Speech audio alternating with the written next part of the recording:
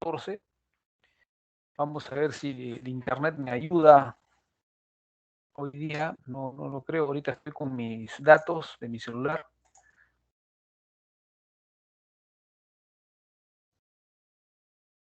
¿Pueden ver mi Excel? Aún no, Excel, digo, ingeniero. PowerPoint, perdón, PowerPoint. Aún no se ve nada, ingeniero.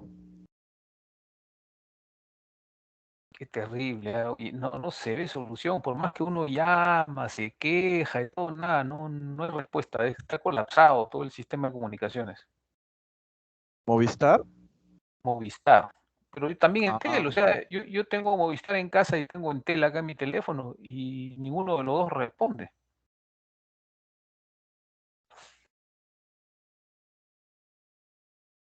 No sé.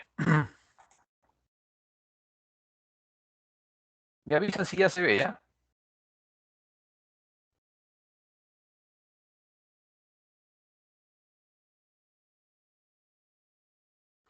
Otra consulta. Yo he subido, bueno, hace unos minutos subí el capítulo 14 al Teams, a la carpeta de capítulos en Teams, pero no sé si ustedes pueden acceder ahí, pueden chequear, alguien me puede comprobar si ya está ahí el fichero.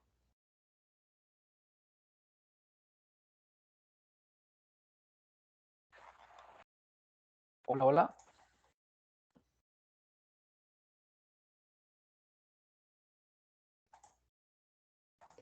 Está la carpeta Inge, pero no, adentro no hay nada. ¿Qué puede haber pasado? Ahora se ve. Estoy proyectando mi PowerPoint. ¿Se ve? No, ingeniero, no se ve nada.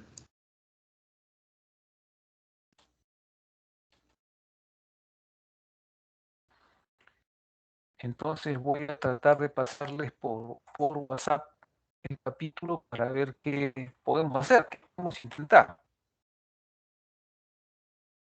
Por rato me aparece aquí que no tengo señal. O sea, está horrible está esto.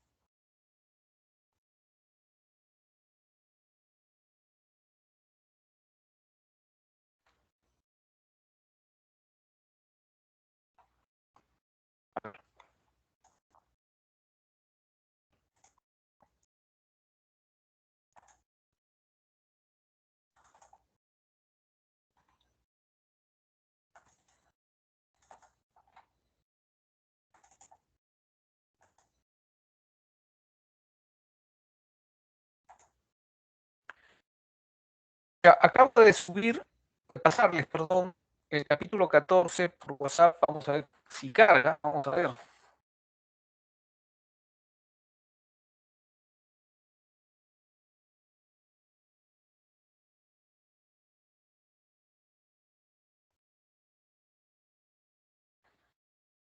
Qué terrible esto, ¿ah? No se me ocurre qué podemos hacer.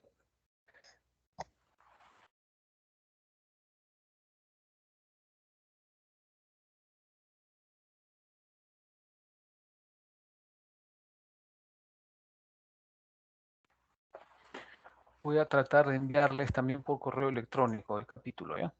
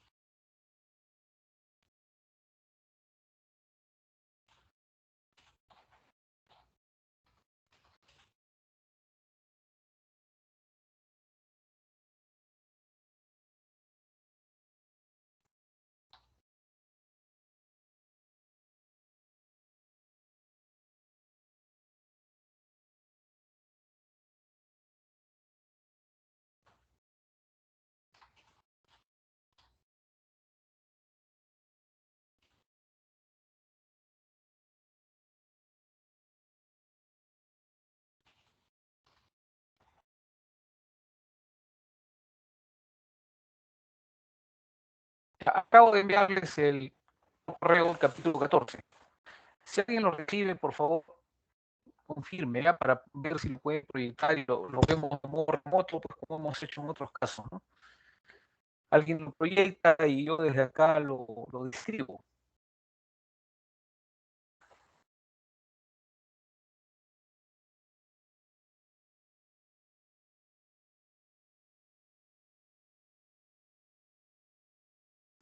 Voy a cortar mi video, ya que eso también debe estar quitando el ancho de banda.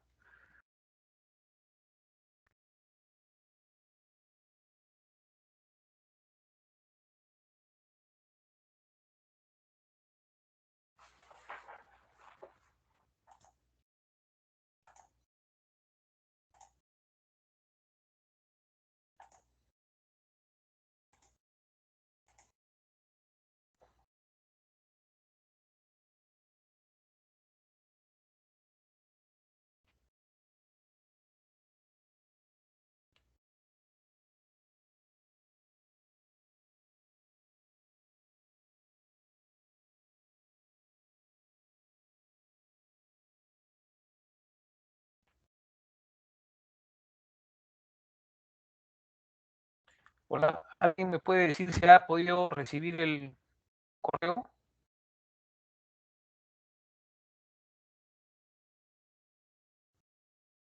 No, ingeniero, bueno, en mi caso todavía no me ha llegado nada. Tampoco, ingeniero.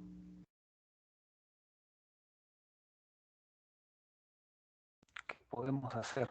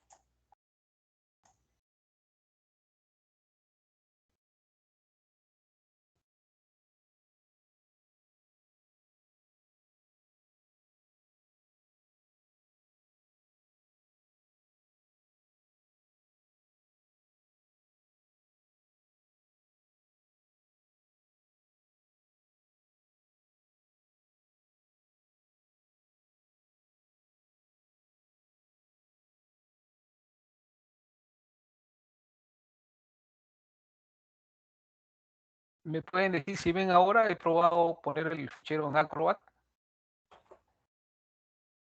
Aún no, ingeniero. Aún no se ve nada.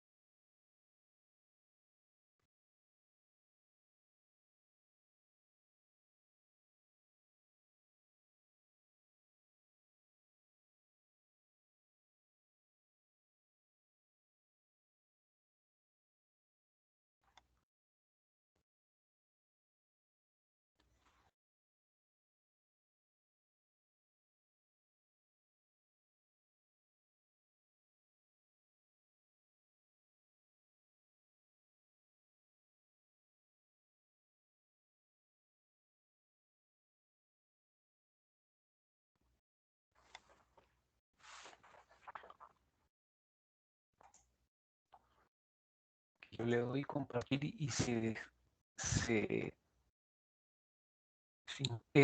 sincroniza, ¿cómo se dice? Pierde sincronía, porque yo le doy compartir ahí un ratito y se va a otra parte.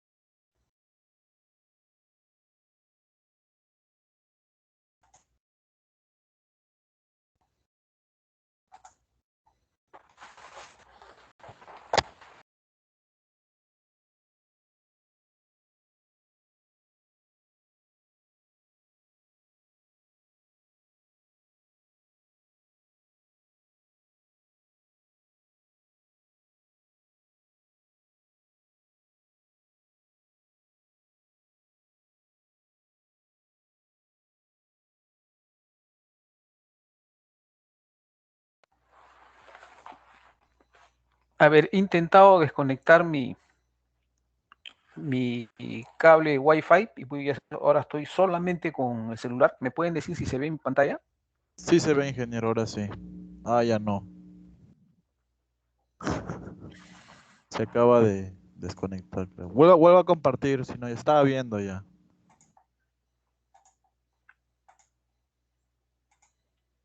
Ahora,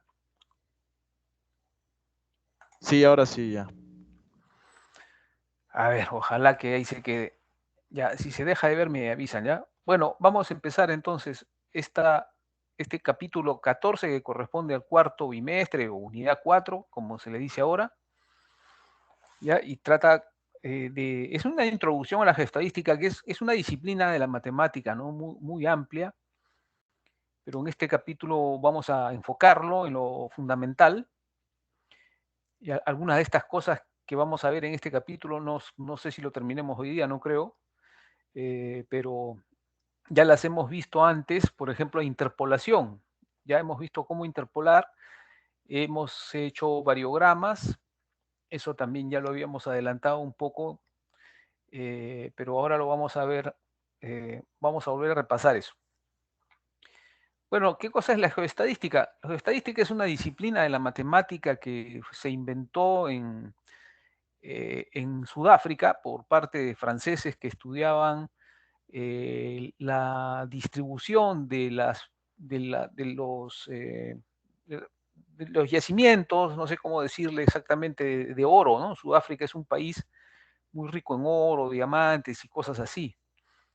Entonces allá se dieron cuenta que las pepitas de oro que se podían desenterrar, ¿no es cierto?, del terreno, de la tierra, tenía una estructura, es decir, estaba concentrada en ciertas zonas, ¿ya? Concentrada en ciertas zonas. Quiere decir que estas vetas de oro tenían una estructura geográfica, o sea, tenían una cierta distribución estructurada dentro digamos, del terreno, ¿no? Que en la zona, digamos, donde se lleva a cabo esta actividad minera.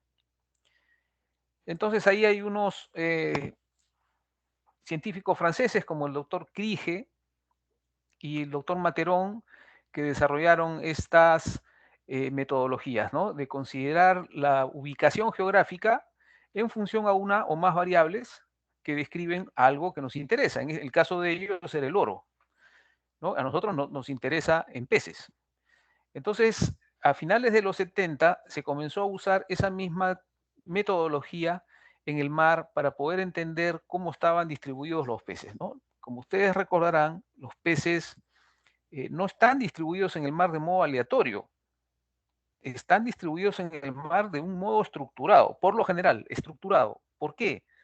Porque los peces buscan su comida, buscan zonas donde haya una buena cantidad de oxígeno, buscan zonas donde puedan estar protegidos de los depredadores. Entonces, en el mar no todos los espacios son adecuados para eso. Esas condiciones, esas tres condiciones se dan en ciertas zonas. Y los peces, los cardúmenes de peces se pasan la vida buscando esas zonas. De tal manera que se ha observado en el mar que hay una estructura en la distribución de los peces y no una distribución aleatoria. Eso lo hemos visto también en un capítulo anterior. ¿Ya? Estamos en la diapositiva 2, perdón, 2. No sé si hay alguna pregunta hasta acá.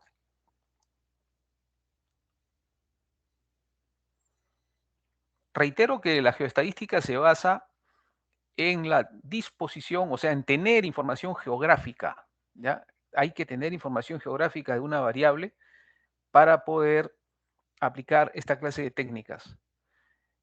En otras palabras, en nuestro caso, latitud y longitud. Esas son nuestras coordenadas geográficas, pero ¿cuáles son nuestra variable medida? Puede ser las capturas, puede ser los valores NASC, ¿no es cierto? Entonces, esas son fundamentalmente las dos principales variables que nosotros usamos en geoestadística cuando se le aplica a la evaluación de recursos pesqueros. ¿Preguntas hasta aquí? Si no hay, seguimos entonces con la diapositiva 3. Hay algunas referencias bibliográficas aquí. Yo no me acuerdo si les he enviado estas publicaciones. Están en inglés, ya saben ustedes, ese es el problema, están en inglés, pero si no se las he enviado, se las puedo enviar en cualquier momento. La principal referencia es la primera, ¿no? Riboraire y colegas del año 2000. Este es un libro. ¿Ya? Este libro está disponible en formato PDF y, bueno, si no lo he enviado, lo voy a hacer. Pasamos a la siguiente diapositiva, que es la número 4. Aquí vamos a hablar de dispersión.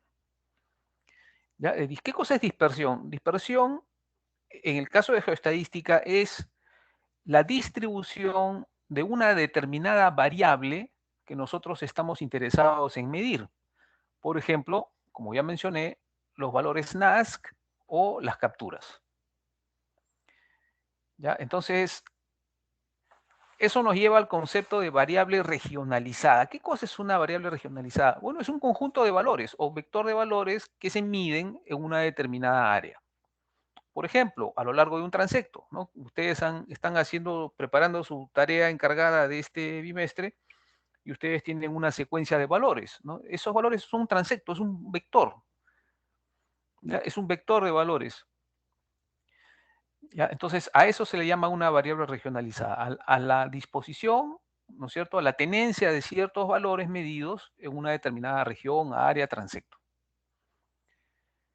Entonces, ¿de qué nos sirve la regionalización, dicho sea de paso, ¿no? Si hablamos de variable regionalizada, tenemos que hablar de regionalización. Bueno, lo que hemos visto hasta ahora en este curso, la distribución de los peces principalmente, ¿no? Los valores NASC, o la ubicación del fondo, del cual hemos hablado también en alguno de los capítulos. Hemos hablado de batimetrías y cosas así.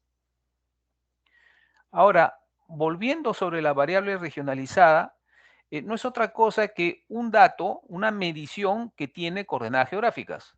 O sea, tiene latitud, tiene longitud y tiene por lo menos un valor adicional que puede ser la densidad acústica, ¿no? Los que ya conocemos, los valores NASC, los NASC son valores de densidad acústica, ¿no? Y estos valores NASC los podemos tener en una sola dimensión o en 2 dimensiones o incluso en 3 dimensiones si consideramos la profundidad a la cual están los cardúmenes, ¿no? Como ustedes saben, los valores NASC los obtenemos de los cardúmenes. Ahora, esto nos lleva al siguiente concepto que es soporte y campo. ¿Qué cosa es el soporte? El soporte en geoestadística no es otra cosa que el área sobre la cual se realizan mediciones. En la práctica hemos usado varias veces, sobre todo con Surfer, hemos utilizado unos datos del año 2005, ¿no? Que son de un crucero acústico hecho ese año y que van desde Tumbes a Tacna, ¿no? Ese vendría a ser todo nuestro soporte, o sea, el área sobre la cual se han realizado mediciones. Y un campo es un área geográfica. Uy, ¿qué pasó? Un campo es un área geográfica en donde el valor medido ha sido positivo. ¿Ya? Es decir, que es normal, y ustedes se acordarán de esto, en acústica hay muchos ceros. Hay muchos valores cero, ¿no? Si hablamos de mediciones de anchoveta, por ejemplo, valores NASC de anchoveta, en un crucero típico hay entre 8 y 10.000 unidades de muestreo o VMs. Y de esos 10.000, 2.000, aproximadamente 25% son valores positivos. O sea, valores donde se ha medido anchoveta. El resto son ceros. ¿Ya? Entonces, el campo se refiere a aquellos valores en donde la variable que hemos ido a medir es positiva, en el sentido de que ha habido dato. ¿Preguntas hasta acá? Estamos en la diapositiva 4.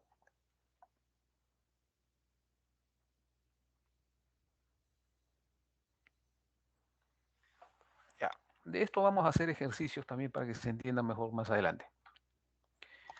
Ahora pasamos a la diapositiva 5 y hablamos de otro concepto que es el de variable aditiva. ¿Ya? ¿Qué es una variable aditiva? Bueno, una variable es un conjunto de valores que tiene, o componentes, ¿no es cierto? Un conjunto de componentes que se pueden sumar por separado. ¿Ya? Y podemos también calcular la suma de todos esos valores según las ecuaciones que vemos aquí en la parte que estoy señalando, ¿no es cierto? Acá hay un z de b, o sea, un valor z, puede ser valor NASC, por ejemplo, que no es otra cosa que el promedio de la suma de todos estos valores, ¿no? Cada uno de los valores es z y cada uno de los valores está descrito como b sub i, pero la medición es la misma, es una medición z, que podría ser NASC, de tal manera que sumamos todos los valores dentro de un campo y lo dividimos entre el número de datos, y eso nos va a dar un promedio.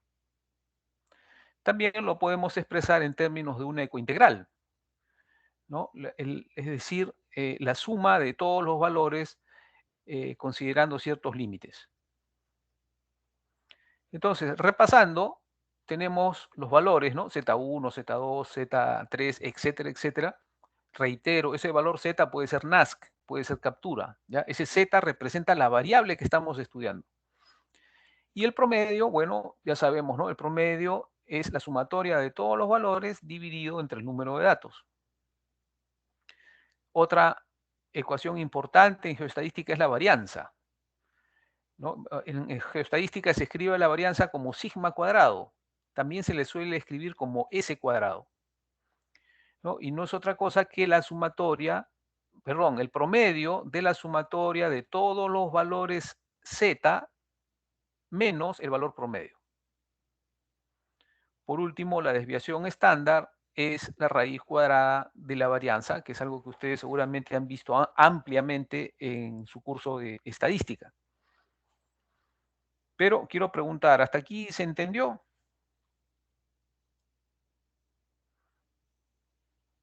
Es decir, esta variable aditiva significa que todos los componentes que conforman nuestro conjunto de datos se pueden sumar. ¿Se suman? ¿Para qué? Para sacar promedio, para sacar varianza, para sacar desviación estándar. Seguimos entonces con la siguiente diapositiva, la 6, y vamos a hablar del concepto de varianza de la dispersión de valores. ¿Ya? Varianza de la dispersión de valores. Bueno, es una varianza común, como la que hemos mencionado antes, ¿no? Es decir, nosotros podemos calcular la varianza de un conjunto de datos, como vamos a ver ahora en un ejercicio. Y podemos también, los datos que tenemos los podemos subdividir para crear nuevos valores y ver qué cosa pasa con la varianza. Entonces, acá viene un ejercicio.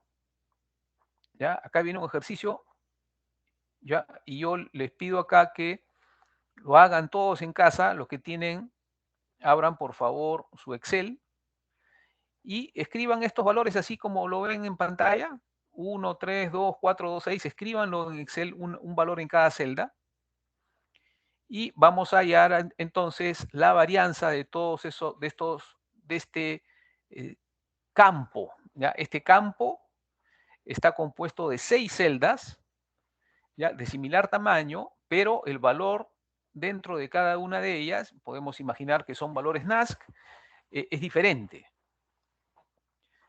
Entonces la pregunta es, el promedio, ¿cuál es el promedio de estos valores Z a lo largo de este campo representado por la letra BV, la letra V mayúscula? A ver, ¿quién me da la respuesta? ¿Cuál es el promedio de todos esos valores?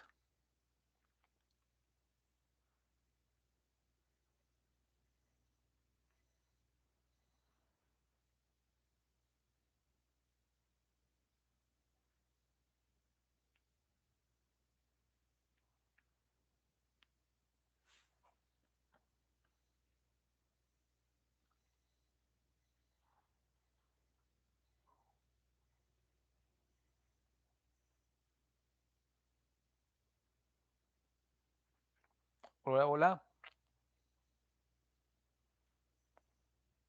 ¿Alguien me puede contestar, por favor?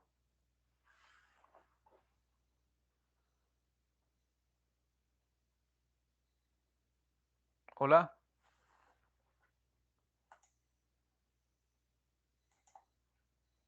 Sí, ingeniero, se le escucha. Pero ¿por qué no contestan? Estoy pidiendo que contesten y no lo hacen.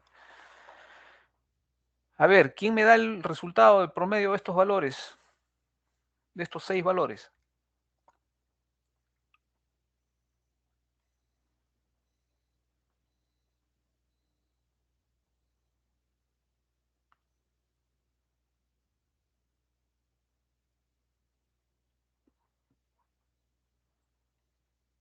¿Cuánto sale?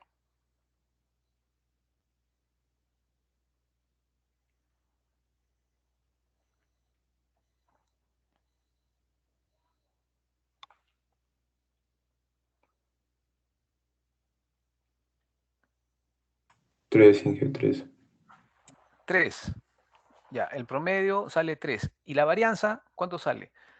Que acá tienen la ecuación de varianza, fíjense, arriba estoy señalando la ecuación de varianza, ¿ya? Donde z minúscula con una b minúscula suscripto i es cada uno de los valores, y donde z y con una v mayúscula es el promedio, y la ecuación del promedio está abajo, pero ustedes ya lo calcularon.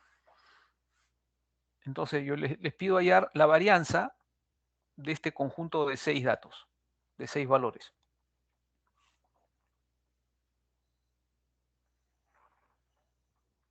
Entonces la varianza es 6, ¿no, ingeniero? ¿La varianza sale 6, tan alta? No, no, no, no. Ok. Si el promedio es 3, ustedes lo que tienen que hacer es 1 menos 3 al cuadrado, ¿ya? Más 3 menos 3 al cuadrado, más 2 menos 3 al cuadrado, más 4 menos 3 al cuadrado, etcétera. Y todo eso dividirlo entre 6. Si no me falla la memoria, el resultado sale 2.66. Pero a ver, hagan ustedes.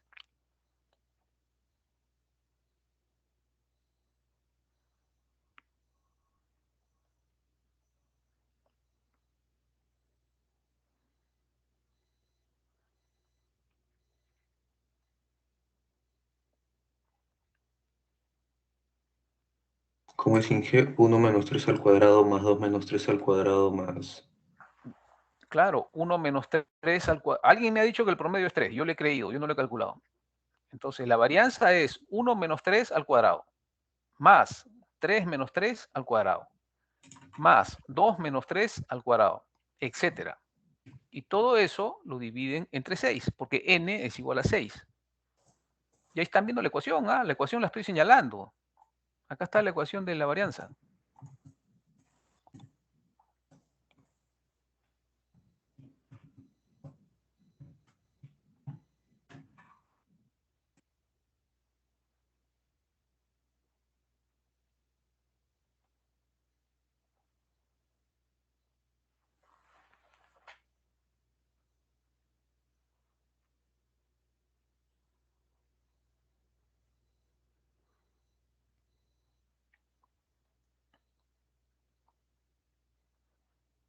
¿Cuánto sale? Me sale menos 36. Menos 36. Ujú. 1 menos 3 al cuadrado más 3 menos 3 al cuadrado más 2 menos 3 al cuadrado más 4 menos 3 al cuadrado más 2 menos 3 más 6 menos 3 al cuadrado. No, pero todo eso se divide entre 6, pues. Oh.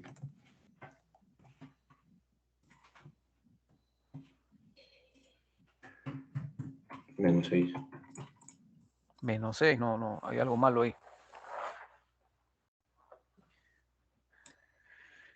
No.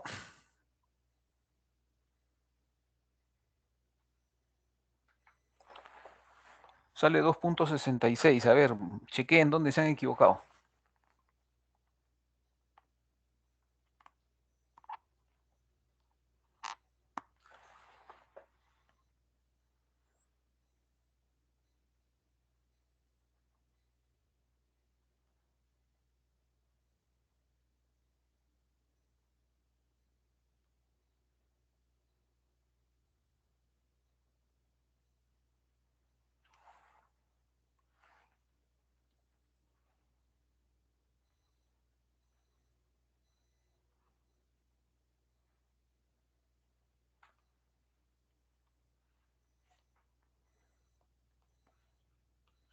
A ver, ¿alguien ya encontró el resultado?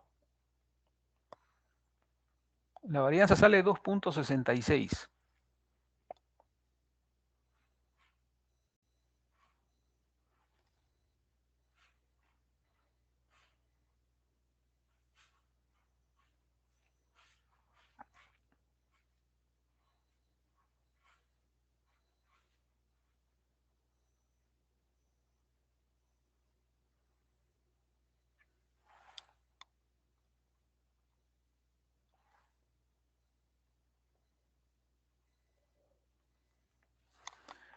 A ver, por favor, alguien.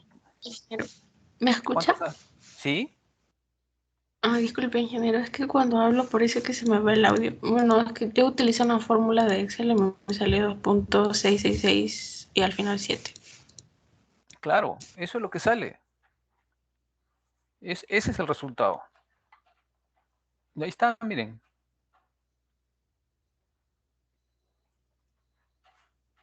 Están viendo la diapositiva 7, ahí está, el promedio es 3 y la varianza es 2.666, un 7 al final, seguramente.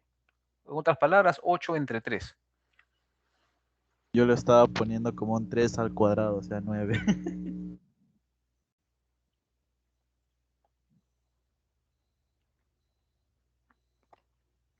Bueno, eso es fácil, ¿no es cierto? Ya. Ahora lo que hay que hacer es ese soporte,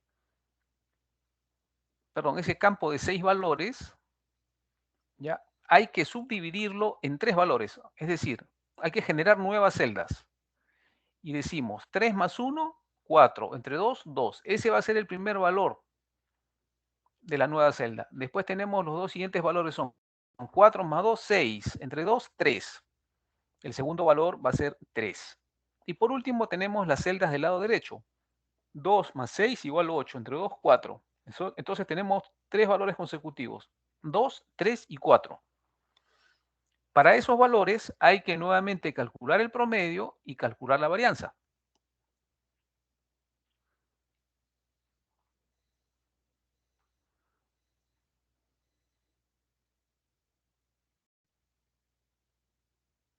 Así como estoy señalando ahorita en la diapositiva 8, miren. Por favor, es importante que entiendan ya estos nuevos 3 valores, 2, 3, 4, no es otra cosa que el promedio de cada uno de los pares de datos que están arriba.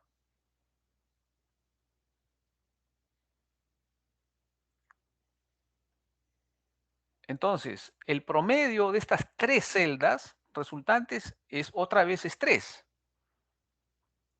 Pero esta vez la varianza no sale 2.6. Sale 0.6666. ¿Lo pueden confirmar, por favor?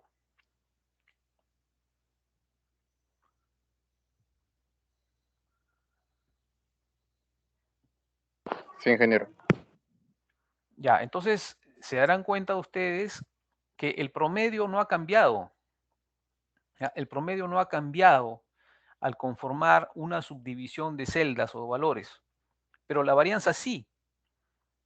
Entonces, en primer término, esto prueba la propiedad aditiva, ¿no? Es decir, no importa cómo combinemos los datos, el promedio no va a variar nunca, pero la varianza sí.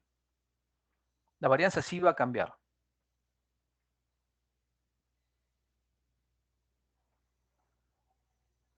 ¿Se entendió?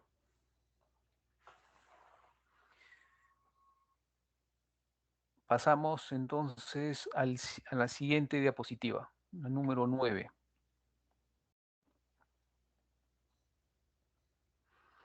Y ahí está otra vez descrita, ¿no? Cómo se calcula la varianza en cada bloque.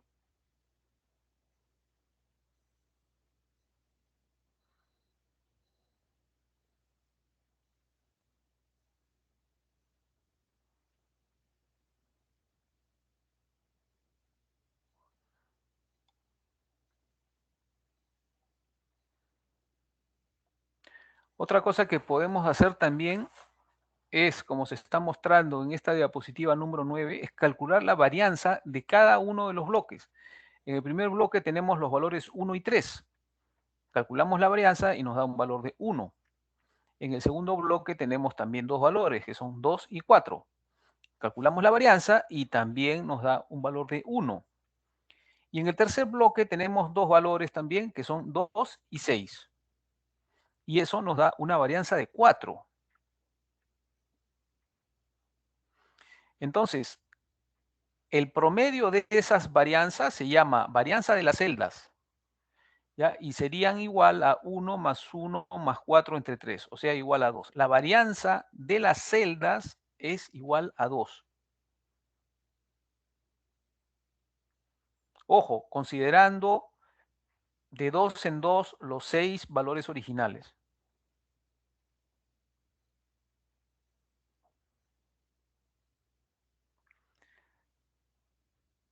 Entonces, acá quiero que se fijen en algo importante. Esta varianza de las celdas, que nos da como resultado el valor de 2, si la sumamos a la varianza anterior, ¿ya? A la varianza de los 3 valores que subdividimos, sería 2 más 0.6666 nos daría igual a 2.6666. ¿Ya? Y eso es la demostración de que al aumentar el número de bloques se pierde la varianza, pero sumando los componentes de esas varianzas se puede hallar el valor total.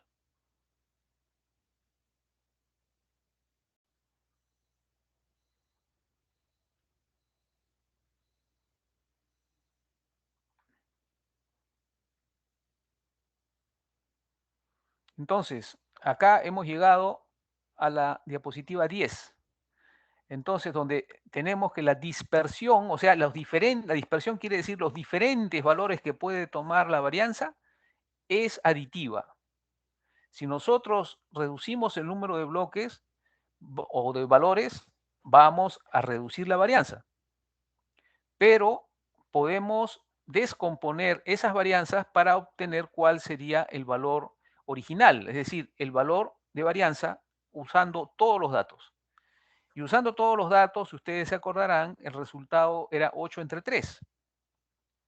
Hicimos una primera descomposición de los bloques y hallamos un resultado de 2. Hicimos una segunda descomposición y el valor era de 2 tercios.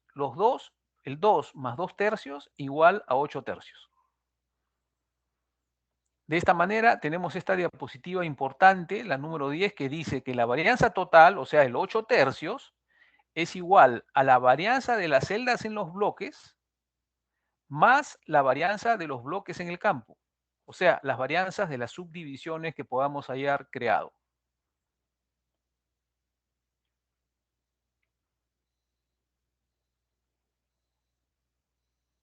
De esto vamos a hacer ejercicios también a continuación, pero hasta ahí quiero preguntar, ¿se entiende la idea?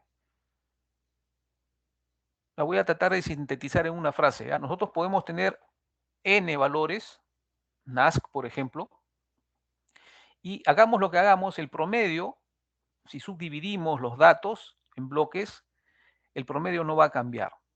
Lo que sí va a cambiar es la varianza. ¿Ya? Una cosa es la varianza con todos los datos, y esa varianza, si nosotros usamos promedios y reducimos el número de datos, esa varianza va a aumentar. Perdón, va a disminuir, va a disminuir. ¿Ya? Pero si seguimos haciendo subdivisiones, podemos hallar la varianza original sumando las varianzas de los distintos bloques que vamos creando consecutivamente. ¿Cómo se muestra en esta diapositiva?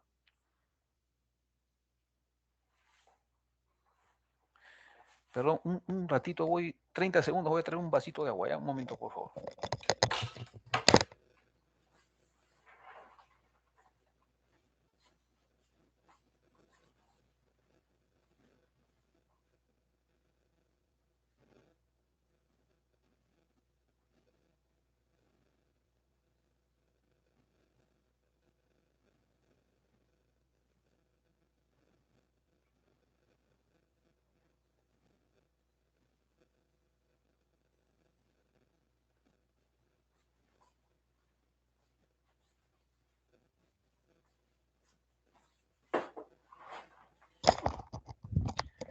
Ya, a ver, ¿alguien tiene alguna pregunta hasta acá?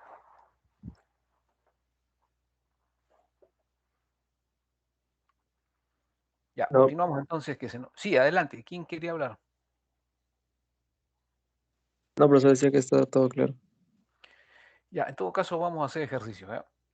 Ahora vamos a hacer un ejercicio, como digo, sobre esta dispersión de las varianzas. Reitero, dispersión de las varianzas significa que los datos que yo tengo los puedo agrupar de diferentes maneras para generar diferentes valores de varianza. ¿Ya? Y que esas varianzas que yo puedo ir creando tienen una relación entre sí. Se pueden sumar de manera parcial para obtener el dato original, es decir, la varianza que tendríamos con todos los datos juntos. Entonces, lo que vamos a hacer ahora es rehacer el ejercicio anterior, esos 6 valores, pero esta vez vamos a hacer 2 bloques de 3 celdas. ¿Se acuerdan que habíamos hecho tres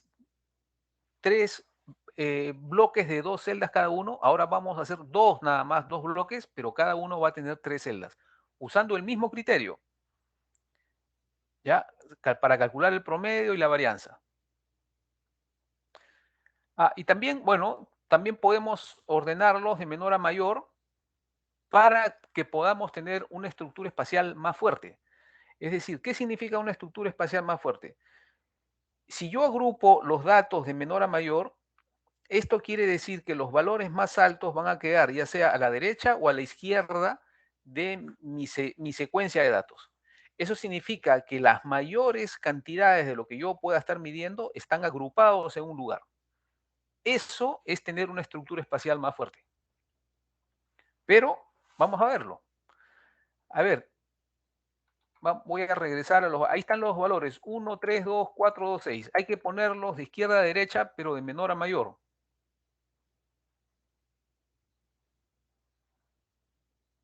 Ya, repito, ahí está. Ustedes ya lo deben haber anotado. 1, 3, 2, 4, 2, 6.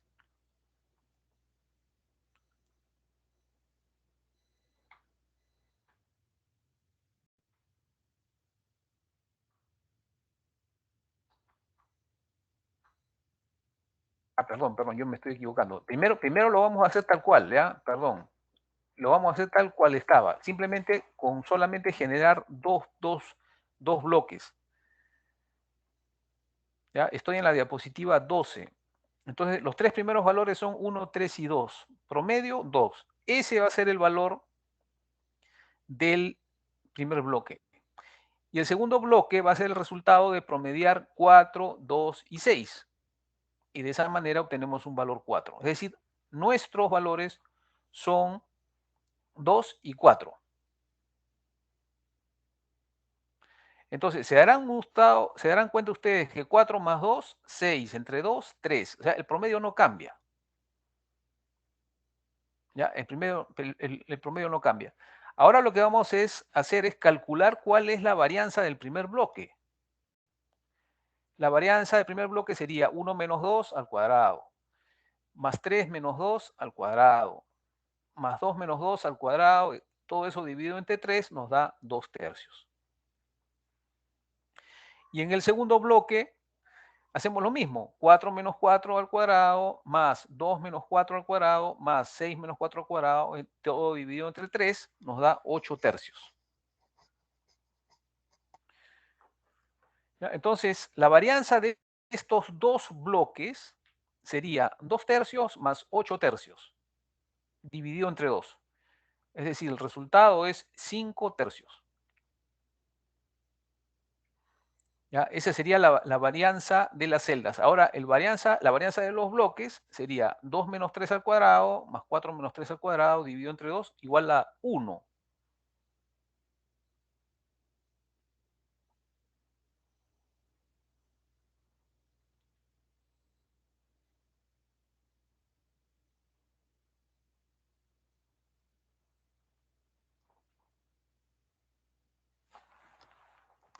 A ver, ¿cómo les sale a ustedes? Quiero comprobar que estos resultados están bien.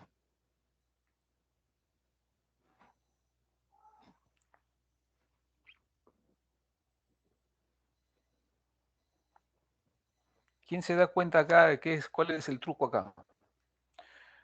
¿Cuánto es 5 tercios más 1? ¿Cuánto sale de sumar 5 tercios más 1?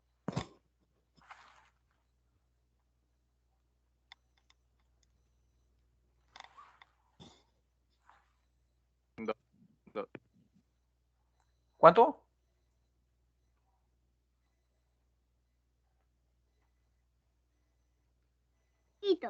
2, ingeniero. 2, no, ¿cómo va a salir 2? 5 tercios más 1, ¿cómo va a salir 2?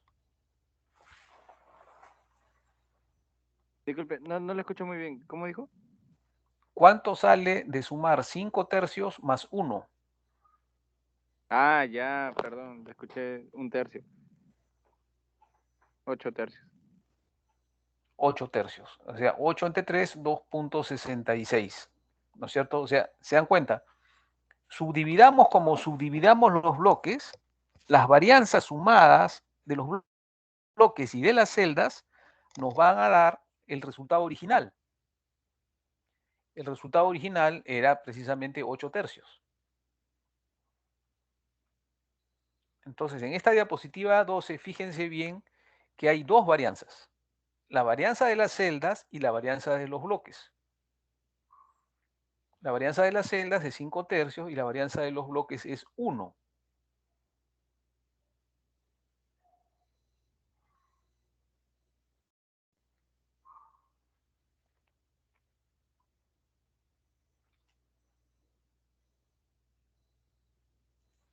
A ver, ¿le salió o no le salió a ustedes?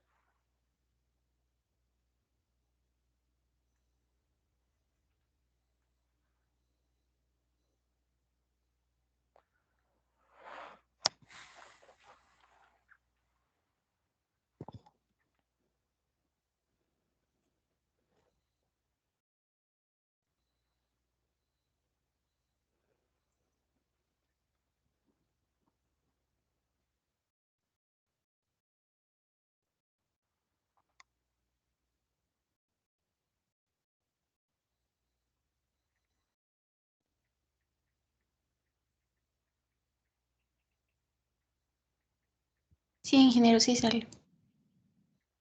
Ya.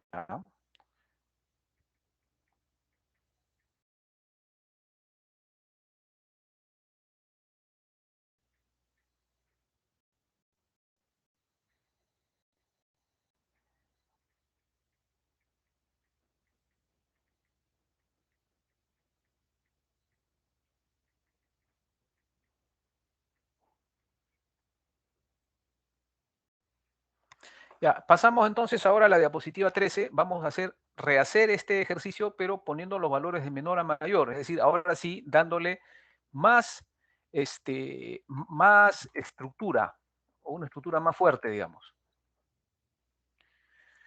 Pero antes de ir a eso, quiero tocar un concepto que es el de la regularización.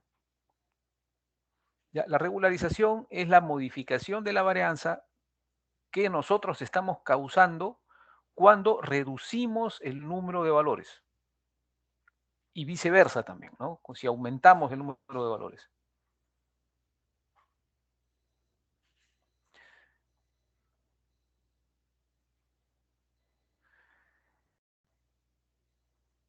Ya, ahora pasamos con lo que dije antes, al ejemplo que está, el ejercicio que está en la diapositiva 14. En la diapositiva 14 verán ustedes que los valores están de menor a mayor. ¿Ya? De menor a mayor. Y acá se trata de rehacer el ejercicio.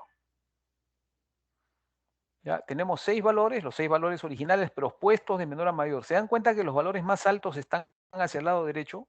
Eso quiere decir que la estructura es más importante al lado derecho. ¿Ya? Así se dice en geoestadística, ¿eh? La estructura es más importante donde están más agrupados los valores más altos. De esta manera, tenemos los 6 valores originales y calculamos el promedio, ¿no? El promedio es 3, ¿no es cierto? Eso no va a cambiar. Es decir, la ubicación de cada uno de los valores no importa, el promedio no va a cambiar, ¿no? Va a ser siempre 3. Y la varianza tampoco. Si usamos todos los valores originales, tampoco va a cambiar. La varianza va a ser igual a 8 tercios.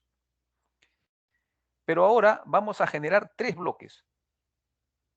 ¿Ya? Los 3 bloques son los promedios. O sea, 1 más 2 entre 2. 2 más 3 entre 2. 4 más 6 entre 2. De esta manera tenemos 3 medios, 5 medios y 5. serían nuestros nuevos valores. Entonces, calculamos la varianza de las celdas. La varianza de las celdas vendría a ser 1 menos 3 medios al cuadrado más 2 menos 3 medios al cuadrado divididos entre 2. Y eso nos da 0.25 en el primer bloque.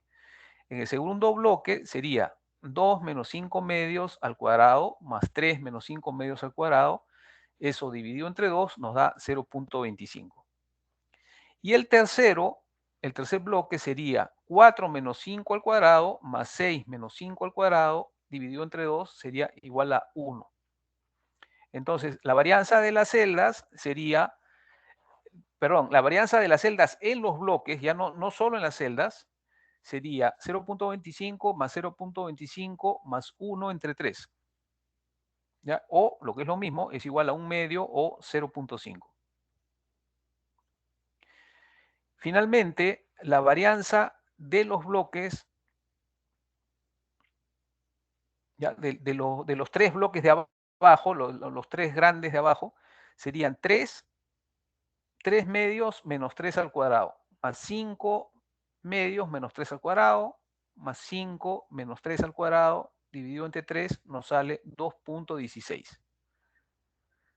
Si se acuerdan, 2.16 más 0.5 nos va a dar 2.66,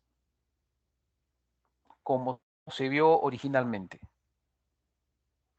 Entonces, otra vez tenemos que la varianza de todos los valores juntos no cambia, es 8 tercios. Pero las varianzas de las subdivisiones sí son diferentes. O sea, hacer estos cambios, ¿ya? Estos cambios se conoce en geoestadística como regularización. ¿Ya? Regularización. Ahí está, en cierto modo, manipulación, digamos, de la conformación de subconjunto de datos, nos permite modificar la varianza. Y bueno, ese proceso de modificación se conoce en realidad como regularización.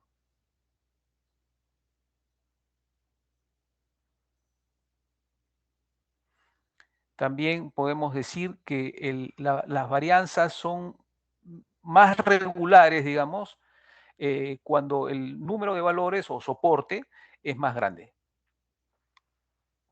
También a través de esto demostramos que la propiedad de aditividad, ¿no? La varianza total de los datos es igual a la suma de las subdivisiones de los datos que podamos tener en bloques diferentes, de diferente tamaño.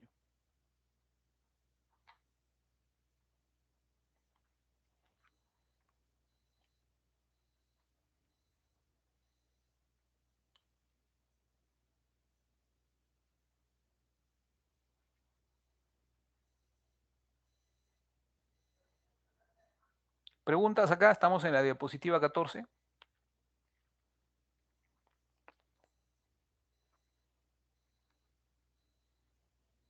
Ya, si no hay,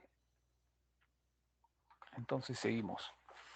Estamos en la diapositiva 15 y bueno, acá otra vez comprobamos que la sumatoria de las varianzas al subdividir los datos nos da la varianza total. Hemos usado bloques con datos ordenados y no ordenados.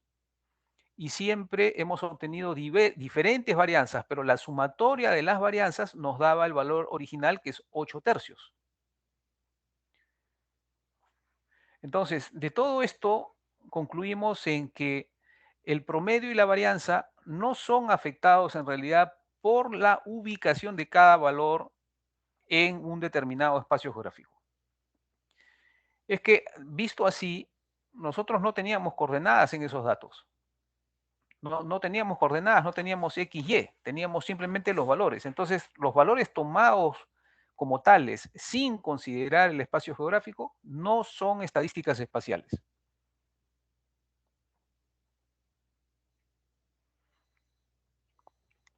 ¿Ya? En cambio, si nosotros consideramos las subdivisiones que podamos hacer en los datos, eso ya sí les confiere, digamos, un criterio en cierto modo geográfico, ¿no? ¿No es cierto? Teníamos 6 valores y los hemos subdividido. Eso es, de alguna manera, es crear una ubicación.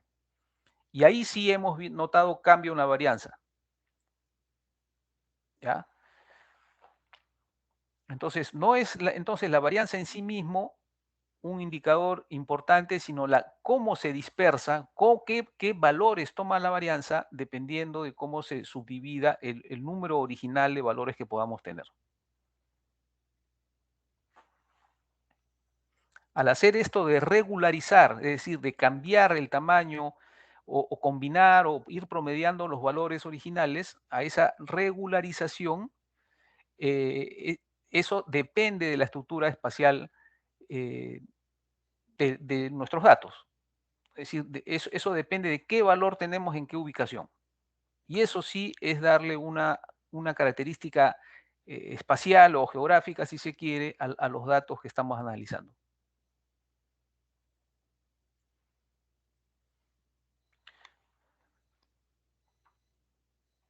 Bueno, pero esto lo vamos a practicar en Excel, yo comprendo, siempre lo repito, esto hay cosas que a veces en palabras no es fácil. Yo espero que ustedes en casa estén haciendo en Excel, bueno, algunos me consta que lo están haciendo, pero si todos no lo hacen, ahí tenemos un problema. En todo caso, como ya es costumbre, yo espero que la próxima semana podamos hacer ya ejercicios en Excel, ¿ya? Ejercicios tipo de los que van a venir en el examen. Ya vimos los ejercicios tipo que van a venir del capítulo 13, el miércoles vamos a ver los de este 14 y así. Después de esto ya nos queda solamente un capítulo con números y eso lo vamos a hacer ahora sí en Mapinfo. Vamos a hacer una práctica en Mapinfo sobre cómo calcular la biomasa cruzando información de áreas isoparalitorales con una bitácora acústica. Bueno, eso lo vemos después. Porque el último capítulo del curso ya es un caso de estudio, ¿no? Ya ahí no hay mucho número. A propósito de eso, me reitero mi disculpa por no haberles enviado todavía las lecturas. He tenido un montón de cosas pendientes que hacer y la verdad es que se me ha ido pasando el tiempo, pero antes del viernes espero tener eso.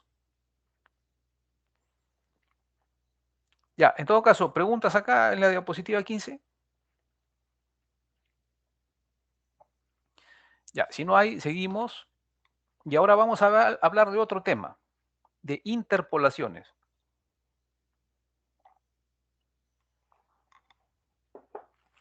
¿Qué cosas son las interpolaciones? Las interpolaciones son operaciones matemáticas típicas en geoestadística para poder construir, diseñar, ¿cómo decirle? Elaborar una matriz de datos, una matriz regular de datos, es decir, un número determinado de filas y columnas, a partir de datos que hemos tomado de modo puntual. Es decir, por ejemplo, hemos ido con un barco y hemos pescado en los sitios que están indicados acá con una X. Ya hemos pescado aquí, aquí, aquí, acá, ¿no es cierto? Y hay distancias irregulares entre esos datos. Pero a través de interpolación se puede construir una matriz como la que ustedes están viendo aquí con puntos azules, o ovalitos, ¿no? Azules. Quiere decir que a partir de estas 6X, estas 6 mediciones que he hecho en un determinado espacio geográfico, yo puedo representar una superficie aplicando estas técnicas de interpolación. De ese modo, cada uno de estas zonas de color azul son nodos, ¿ya? Nodos. Esa superficie o matriz de la cual les estoy hablando, son nodos. Y en cada nodo hay un valor matemático que ha sido estimado a partir de los valores puntuales o estimaciones puntuales que son las que están representadas por estas X. Para hacer esta interpolación hay diversos métodos, ¿ya? Algunos de los cuales vamos a revisar a continuación. ¿Preguntas hasta ahí? Estamos en la diapositiva 16.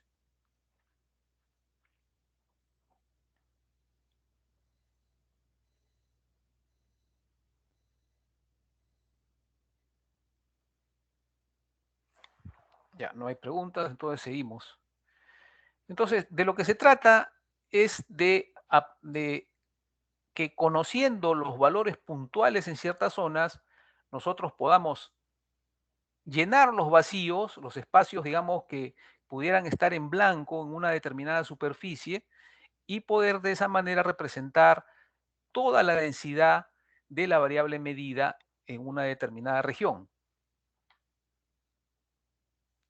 Esto implica calcular promedios, ponderar por distancias, ¿no es cierto? Cada una de estas X que ustedes están viendo, como ustedes ya saben, es un punto en donde se ha hecho un lance de pesca o se ha tomado una medición acústica en NASC, lo que sea. La idea es poder interpolar y extrapolar estas mediciones para poder tener una densidad o una variable medida en un campo geográfico que tiene coordenadas, ¿no? Latitud, longitud, por ejemplo.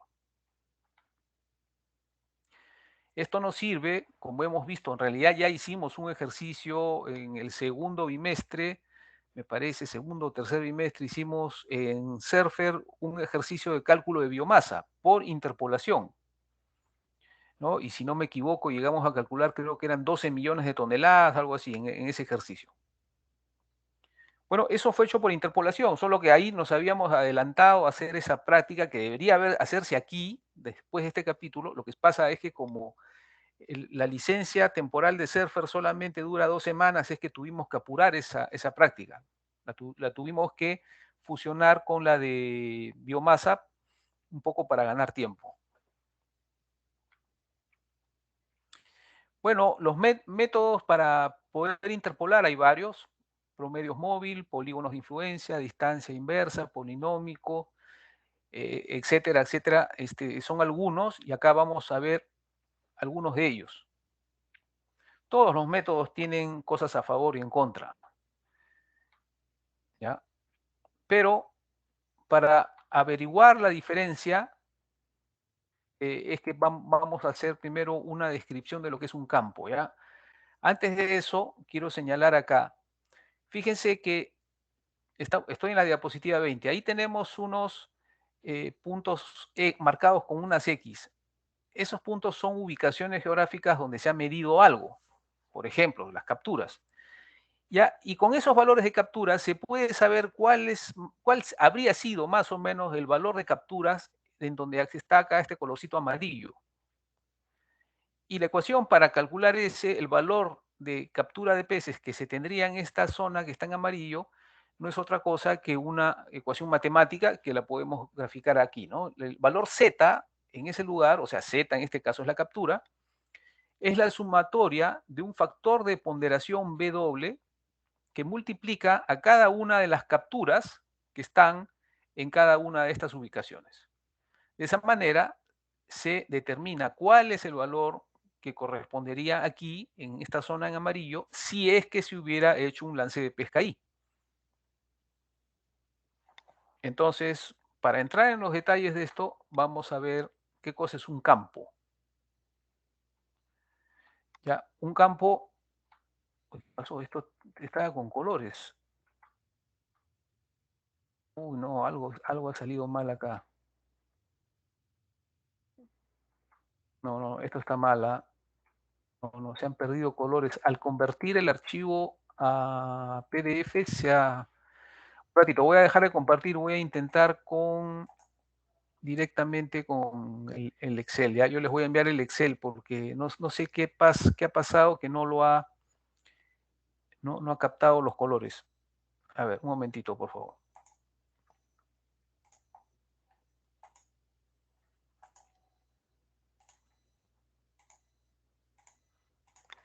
Dígame, ¿se puede ver mi PowerPoint?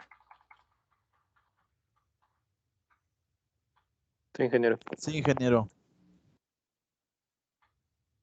Ya, entonces ahora sí, miren, ahí tenemos un campo. Como les dije antes, un campo es un área geográfica, en este caso un cuadrado, ¿no? Tiene latitud y longitud. ¿Ya? Está en coordenadas UTM, que son los valores son metros, pero es un espacio geográfico. Y miren que hay colores también. Vamos a suponer que son valores NASC, ¿ya? Valores de densidad acústica, donde los valores de color rojo son más altas densidades, los verdes, amarillos son menores densidades y los colores azules o morados son muy bajas densidades. Ya, vamos a suponer que esto es la situación real. La idea es poder representar por interpolación todos estos datos cuando solamente tenemos mediciones en las zonas donde hay puntos de color negro. ¿Ven algunas zonas donde hay puntitos negros? Esos puntitos negros que se ven ahí vendrían a ser las mediciones, ¿ya? Las mediciones puntuales. Entonces, en base a esa medición puntual, se va a hacer una interpolación para representar todos los valores que están en el campo, ¿no? En el campo, es decir, en toda el área geográfica en la que queremos interpolar. Entonces, lo que vamos a hacer es aplicar métodos de interpolación para luego hacer un corte en los datos y poder comparar cuál es el valor obtenido por la interpolación y cuál es el valor de los datos originales. Y poder ir determinando cuál método es mejor o no tan bueno, digamos, que el resultado original, ¿no? Que es el que vimos en la diapositiva anterior. Entonces, vamos a ver el primer método, que es el promedio móvil. ¿Ya? El promedio móvil es un método de interpolación en el cual se da el mismo peso a cada uno de los puntos que se ha tomado para generar dicha interpolación. En este ejemplo, tendremos 5 datos, quiere decir que cada dato de valor acústico NASC, aquí representado por una Z, tiene un peso de 20%. Entonces, al interpolar, miren la imagen que nos sale, ¿no? Al lado derecho. ¿Se parece con la original? Pregunto. Algo, ¿no? Se parece en algo. Pero la comparación fina es esta de acá. ¿Ya? La línea roja que ahorita estoy señalando son los datos originales. Es decir, las mediciones NASC sobre los datos originales. Y la línea verde son las mediciones NASC sobre el área interpolada. Pregunto, ¿se parecen? Sí. Yo diría que bastante bien. Si bien es cierto, la línea roja, que son los datos originales, tiene mayor variabilidad, el promedio pareciera ser correcto, ¿no? Y si es así, bueno, quiere decir que este promedio móvil es un buen método. Vamos a ver el siguiente método. El siguiente método es el de polígonos de influencia, o también conocido como el polígonos de Voronoi. En este método se da más ponderación al punto que está más cercano a aquel que queremos calcular. En este ejemplo, miren, el punto amarillo está más cerca del valor 1. Por lo tanto, a ese se le da un valor de 100% y a los otros 0%. Si interpolamos así, vamos a ver qué resultado hallamos. Miren lo que hallamos al lado derecho. ¿Se parece con la figura original?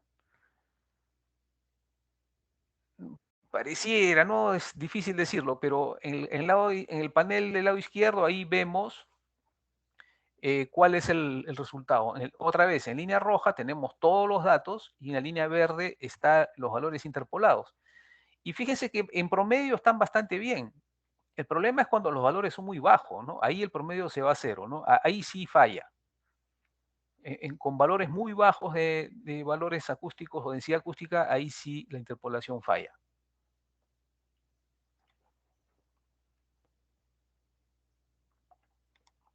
Vamos a ver ahora en la siguiente diapositiva, la 27, vamos a ver el método de distancia inversa. En distancia inversa se consideran la distancia que hay desde cada uno de los puntos donde se hicieron las mediciones puntuales, valga la redundancia, y la distancia que los separa del nodo que queremos calcular. En este ejemplo tenemos que un punto pesa 7%, el otro 15%, el otro 37%, etc. ¿Ya? Entonces, ahora vamos a ver, y hay dos posibilidades, ¿no? Calculando la distancia y el cuadrado de la distancia. Entonces, de esa manera vamos a tener dos resultados. Acá están al lado derecho. ¿no? Arriba está la distancia simple y abajo está la distancia al cuadrado. No me gusta mucho, pero bueno, ahí está el método, ¿no? Y vemos el panel al lado izquierdo, otra vez en línea roja están los valores originales y en línea verde están los valores interpolados, ¿no? Y ahí sí que yo veo problemas, ¿no? Uniformiza mucho los valores, ¿no? No respeta las tendencias, no está tan bien. En cambio, el cuadrado de distancia sí está mucho mejor. Trabajando con el inverso del cuadrado de la distancia, miren, ahí sí los valores interpolados, que son línea verde, ya se parecen mucho a los valores originales. No perfectamente, pero bastante aproximado, ¿no? Bastante aceptable. Bueno, y hay otro método que es el más utilizado, que es el más robusto de todos, que se conoce como el del Kriging. Kriging viene de Krige, el apellido, ¿se acuerdan de ese científico francés que fue uno de los dos que inventaron estos métodos geoestadísticos? Krige, de ahí viene la palabra krigeo, que es un método de interpolación que considera la distancia entre los puntos en donde se hicieron mediciones y la ubicación de cada uno de los nodos. Además, para poder realizar una interpolación por Kriging o Krigeo, se debe construir un variograma, que es algo que vamos a ver después, que ya mencioné, pero bueno, aquí está. Acá tenemos el resultado del Krigeo o Kriging. Y podemos ver al lado derecho la gráfica que se ha interpolado, ¿no? Tiene cierta similitud con el original, tampoco es perfectamente igual. Y al lado izquierdo está el panel en donde la línea roja, ya saben ustedes, representa los valores originales y la línea verde representa los valores interpolados, ¿no? Y hay una bastante buena correspondencia, no perfecta, pero bastante aceptable. Entonces, este ha sido un repaso de los principales métodos de interpolación. Ya no tenemos Surfer para hacer interpolación y una práctica sobre eso, ya la habíamos hecho. Pero voy a pensar en qué alternativa. Y vamos viendo el tiempo también. Yo creo que estamos bastante bien de tiempo. Nos queda todo este mes y vamos a ver si vale la pena por ahí reactivar la licencia temporal de Surfer para hacer más prácticas de esto, ¿ya? En todo caso, pregunto si hay preguntas. Estamos en la diapositiva 30.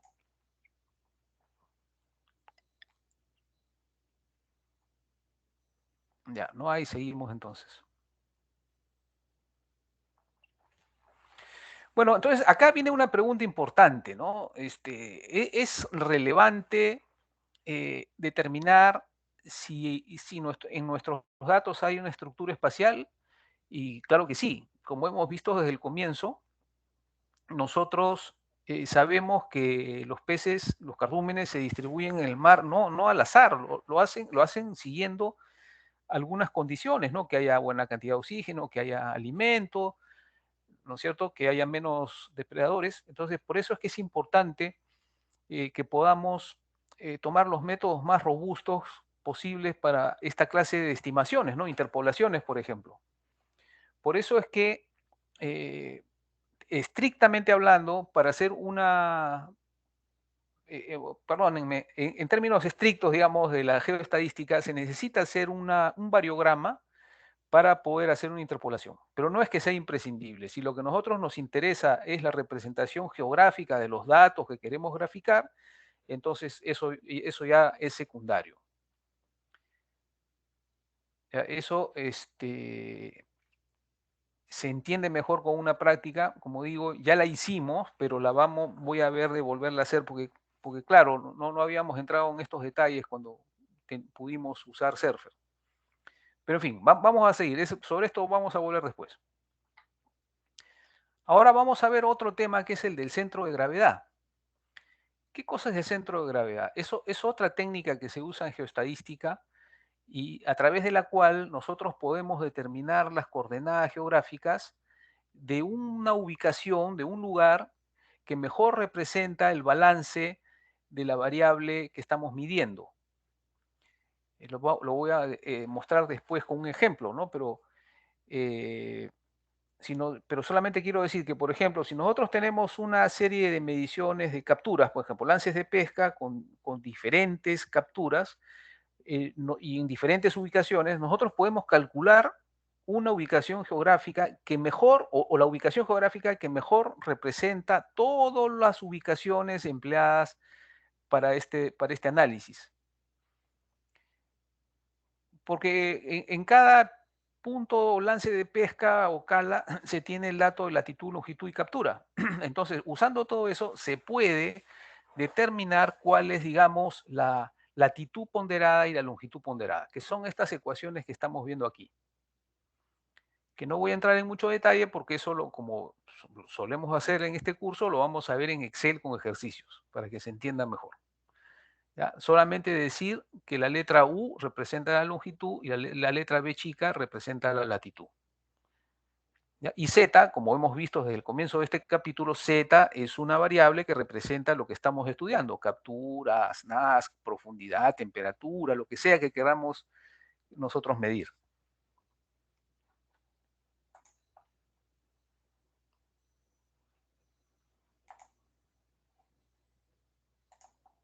A ver, acá...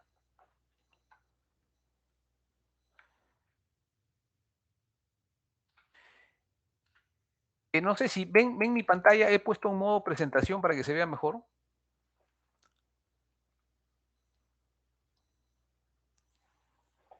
Sí, ingeniero, sí se ve. Gracias. Bueno, acá en pantalla estamos viendo en crucecitas de color negro el recorrido seguido por un barco, en un crucero, no sé, pues de Imarpe, no sé qué año habrá sido. Y esos valores de esas crucecitas en color negro representan ceros, ¿ya? En medición acústica de anchoveta. Y los que están en azul son mediciones positivas, es decir, valores por encima de cero. Entonces, usando esta técnica de centro de gravedad, nosotros podemos calcular cuál es la latitud y la longitud, es decir, un punto imaginario en donde mejor queda representada esta distribución de la anchoveta.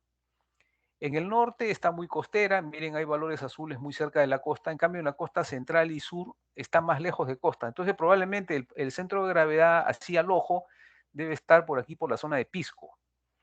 Pero eso lo estoy diciendo al ojo, ¿no? Eso se puede determinar con toda precisión. Y que es una de las cosas que vamos a ver en práctica, precisamente. A través de esta metodología de centro de gravedad, se ha estudiado en un doctorado, me acuerdo, de un colega francés, cuál ha sido la distancia a la costa de la distribución de anchoveta, sardina, jurel y caballa desde 1983 hasta el año 2001. Entonces ahí se ha podido ver cómo anchoveta a lo largo de este tiempo demuestra ser una especie que está más cerca a la costa, ¿ya? El eje X, ojos, distancia a la costa en millas náuticas, y en la escala vertical tenemos el tiempo, ¿no? La anchoveta siempre está más cerca a la costa que las otras, ¿no? En cambio sardina, jurel y caballa siempre están más alejadas, ¿no? Y bastante cerca las unas a las otras. Entonces, este es un pequeño ejemplo de cómo se puede usar el centro de gravedad, ¿no? Para poder analizar o comparar, ¿no? Cómo se distribuye una especie respecto a otra o otras.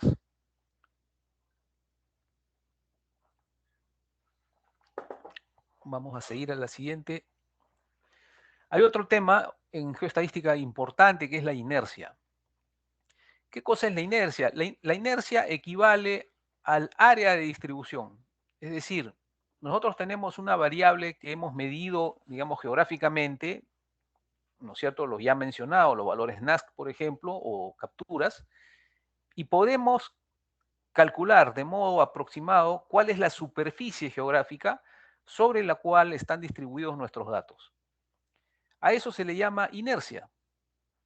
¿Ya? Inercia, hay dos ecuaciones, la que estoy señalando usa, por ejemplo, solamente datos de latitud, y la que está abajo utiliza datos de longitud.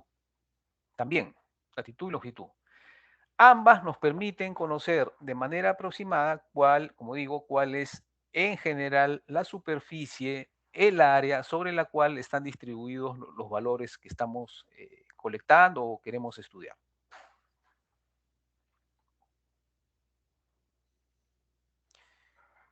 Entonces, ahora en esta diapositiva 36, miren, vamos a ver una combinación de las dos, inercia y centro de gravedad. Ya, inercia vendría a ser el área ocupada o el área que está encerrada dentro de estos círculos o óvalos de color rojo. Y el centro de gravedad vendría a estar ubicado en el centro mismo de estos círculos o óvalos.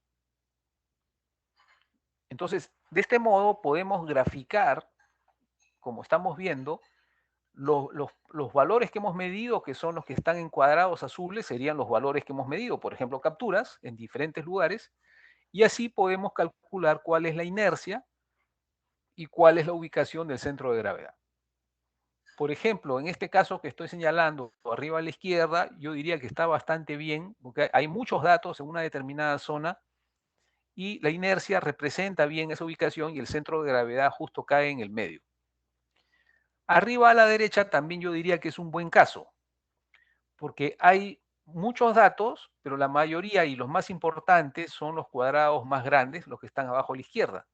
De esta manera, el óvalo de color rojo, verán ustedes que representa aproximadamente el área en la que se distribuyen estos, y en el centro mismo de esta elipse estaría el centro de gravedad. Otros dos casos que no son muy buenos vendría a ser el que está abajo a la izquierda. Aquí vemos que tenemos datos en 4 zonas y más o menos los valores son igual de importantes en las 4 zonas, y eso nos da una inercia muy grande,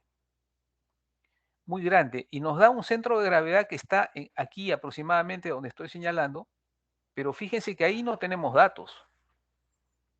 En este caso yo no le daría mucha fe a esa medición porque nos está dando una ubicación donde no hay datos. ¿Ya? Esto dicho sea de modo teórico, ¿no? Ahora, abajo a la derecha se da un otro caso similar, ¿no? Hay una buena cantidad de datos solamente en 2 zonas y nos está dando una inercia muy grande, probablemente más grande que la que correspondería, y el centro de gravedad está en el medio, aquí donde estoy señalando, y justo ahí no hay datos. Entonces, esas son cosas que hay que sopesar, ¿no? Cuando se usan esta clase de análisis, ¿no? Hay que tratar también de sopesar, porque no son métodos perfectos, sopesar qué tan representativo es el resultado que nos está dando. Como digo, en estos dos últimos casos, los dos paneles inferiores, la inercia me parece exagerada y la ubicación del centro de gravedad está fuera de rango, en mi opinión. Preguntas acá. Estamos en la diapositiva 36. ¿Qué hora es? Uy, ya es la hora. Bueno, vamos a terminar esta partecita. En la diapositiva 37 vamos a ver unos ejemplos de inercias y centros de gravedad que se hicieron en el doctorado que mencioné, en un colega Eric de Oliveira, me acuerdo de él. Y lo que él hizo fue calcular el centro de gravedad de la inercia de modo comparado entre anchoveta, sardina, jurel y caballa. Y es lo que tenemos acá en esta elipse de color azul. Vendría a estar representando el área de distribución de anchoveta y la ubicación geográfica principal, ¿no? En la costa central. Entonces, acá tenemos desde noviembre de 1990. ¿Qué cosa encontró Eric en 1990? Miren, la anchoveta estaba costera, es la de color azul, en tanto que la sardina y el jurel estaban más al sur todavía, y sardina está en color rojo y jurel está en color verde. Entonces, este es un modo rápido y bastante eficaz de mostrar cómo estaba distribuida la especie. Pero eso era en noviembre de 1990. Vamos a ver ahora en junio de 1991. ¿Qué pasó ahí? La anchoveta, la situación era muy similar a la del año anterior, pero la anchoveta parece haber extendido su distribución más hacia el norte. Vamos a ver ahora en 1992 qué pasó. Ese año hubo un evento El Niño. ¿Ya? En el verano de 1992 hubo un fenómeno El Niño débil, pero que lo que causó fue una contracción de la distribución de anchoveta sobre la costa, y el Jurel apareció un poco más al sur que lo que había estado en los años anteriores, lo cual corresponde bastante bien, porque al Jurel no le vienen muy bien las condiciones cálidas, le vienen más bien las condiciones frías. Pero vamos a ver ahora, en 1993, miren, hay un cambio muy importante. La anchoveta está básicamente en el mismo lugar, en la costa central y central sur. Y miren la sardina que había estado en el sur los 3 años anteriores, ahora tiende hacia el norte. Y el Jurel también. ¿Se dan cuenta? Ahora vamos a ver en 1994. Sigue la tendencia. La sardina tiende hacia el norte y Jurel también. Y la anchoveta sigue ahí tranquila en la costa central. En 1995 sigue lo mismo, ¿no? La anchoveta en su sitio de siempre y la sardina sigue con una y Jurel siguen con una tendencia hacia el norte. En 1996 hay un efecto diferente en el sentido de que la anchoveta tiende a distribuirse un poco más al norte. Este año 1996 fue un año niña, muy frío, parecido al actual.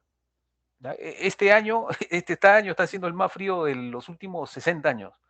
¿Ya? Pero ese año 96 también fue frío, y eso podría explicar por qué la anchoveta acá tiende a estar más hacia el norte. Acá tenemos finales de noviembre del 96. Tenemos, miren, la sardina se ha distribuido más al norte todavía, el Jurel también, pero se ha comprimido su distribución. Si se dan cuenta, es un tamaño muy pequeño la elipse de color roja. Y ahora vamos a ver lo que pasa al año siguiente,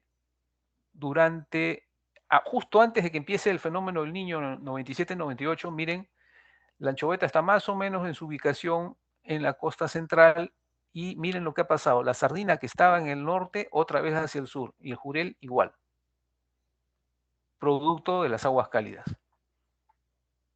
Y miren, marzo de 1998, la anchoveta en el sur, la sardina en el centro y el Jurel en el centro propiamente, ¿no? Centro con tendencia al norte. Luego, en mayo del 1998, miren, la anchoveta sigue en el sur, ¿no? Este año fue un fenómeno del Niño muy, muy fuerte, y la sardina y el Jurel están en la costa central. En agosto del año 98, la anchoveta ya como que comienza a distribuirse otra vez en la zona centro, y sardina tiende otra vez al norte, Jurel también tiende otra vez al norte, como había sido antes del Niño, ¿no? Para agosto de 1998 ya el Niño estaba terminando. Bueno, y en enero del año 2000 vemos otra vez la anchoveta con una tendencia un poco al norte, la sardina un poco más alejada hacia el norte, pero más alejada de la costa. Y el Jurel más con una amplia distribución, ¿no? Desde el norte hasta el centro-sur. Bueno, y acá tenemos en esta diapositiva 39, ya con esto termino, tenemos todas las ubicaciones geográficas que hemos visto. Entonces, se demuestra que estas variables que se pueden obtener con estas técnicas de centro de gravedad e inercia son útiles para describir los cambios que hay geográficamente hablando, ¿no? Desde el punto de vista de descripción geográfica. Hay que decir también que para el cálculo de centro de gravedad e inercia se usan los ceros, no se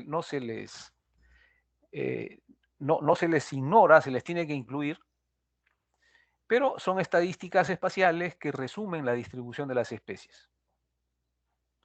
Ahí lo dejo. Continuamos el viernes, pero no sé si hay preguntas hasta ahí. Ya, entonces si no hay, ahí lo dejamos. Disculpen por todos los problemas técnicos que han habido hoy día, peor que nunca. Pero bueno,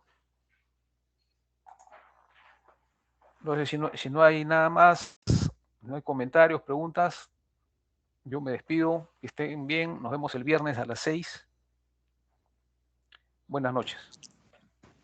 Gracias, ingeniero. Cuídese mucho. Hasta luego. Ay, ¿qué? Chao, chao. Cuídense ustedes también.